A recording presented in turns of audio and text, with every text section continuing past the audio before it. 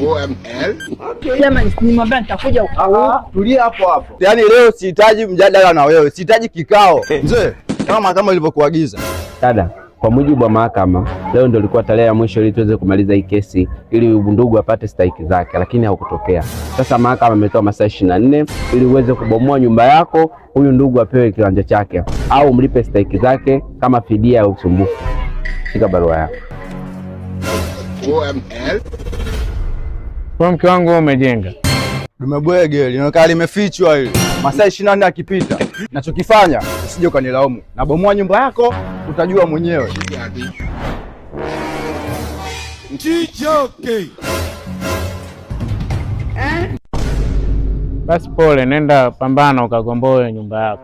Hivyo una akili wewe. Sasa baada unishauri mimi mke wangu tufanye hivi tulipe lodeni, tuikomboe nyumba. Wewe unaniambia mimi pole na nisaidia nini? Kwa muda huko ile kupeana pole. Sasa wewe umejenga bila kunishirikisha. Alafu unataka leo kwa sababu siri imefichuka ndo mimi nianze kukaa na wewe unione mimi mwanaume tushirikiane. Labda mimi nikuulize swali wewe. Wewe umejenga kwa kunificha, lengo lako haswa nini? Mimi sio kama nimejenga bila kukushirikisha. Nyinyi wanaume sasa hivi hamuaminiki. Ukiniacha mimi niende wapi kwa kwanzia niwe sina? Ndio maana nimejenga kimya. Nimebanabana viera vyangu, nimecheza mchezo, nimejenga. Hapo nena nimekosea. Ukiniacha kidogo pa kukimbilia napo. Je, nyie wanawake ndio mnaosababisha si wanaume tunakufa mapema.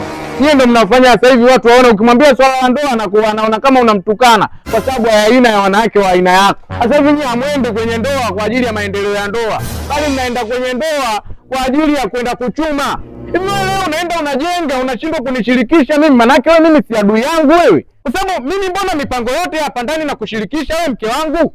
Kila kitu kinachotokea hapa 2000 na itafuta ndo naiweka hapa ndani tunakula. 2000 hiyo na kupeleka hospitali ukiumwa. 2000 hiyo ndo mambo yote yanaendeshwa hapa ndani, lakini leo wewe mwenzangu mimi unanificha kwenye maendeleo.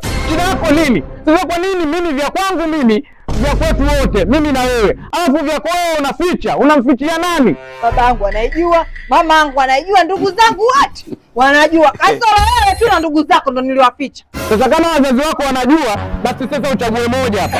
Uende ukakae chini na wazazi wako, mjadiliane kwamba ile nyumba mnaigomboa vipi, au uache masaa 24 yule jamaa abomoe achukue kiwanja chake. Kipi bora kwako? Naenda. Na hapa kwamba ukihamishwa hapa usinitafute. Na ile nyumba nikiikomboa nisione vikunguru vyako vinakuja. Nenda. Na talaka yako nakuletea huko.